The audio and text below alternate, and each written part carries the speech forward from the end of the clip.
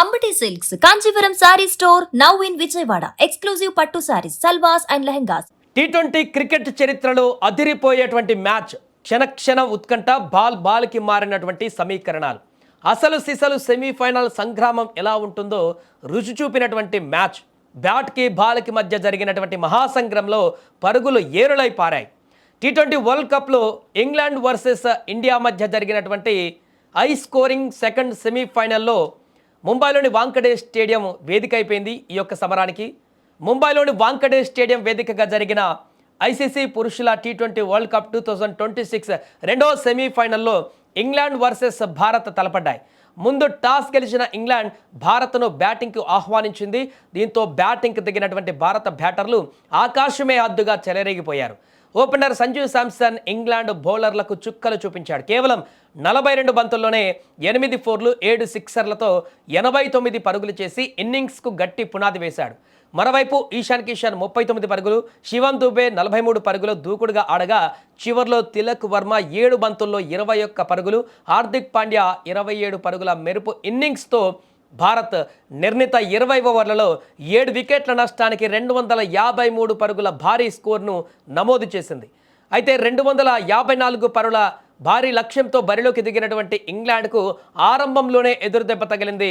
Opener Phil Salt, captain Buttler, Harry Brook త్వరగానే pavilion చేరారు. ఈ దశలో జాకబ్ బేతల్ ఒంటరి పోరాటం చేశాడు.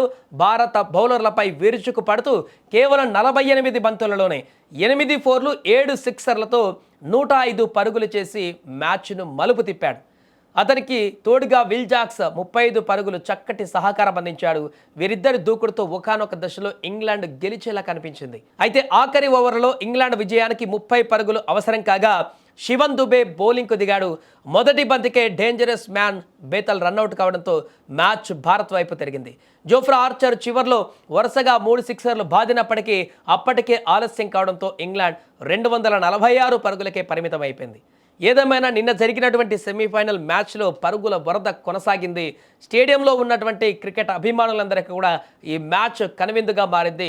తీవ్ర ఉత్కంఠగా మారినటువంటి మ్యాచ్లు చివరికి ఇండియా గెలిచి ఫైనల్కు చేరడంతో అక్కడికి వచ్చినటువంటి అభిమానులందరూ కూడా పూర్తిగా కేరింతలతో వారి యొక్క చప్పట్లతో స్టేడియం అంతా కూడా మారుమోగిపోయింది. అభిమానులతో పాటుగా చాలామంది సెలబ్రిటీలు కూడా నిన్న అక్కడి మ్యాచ్కి రావడం జరిగింది.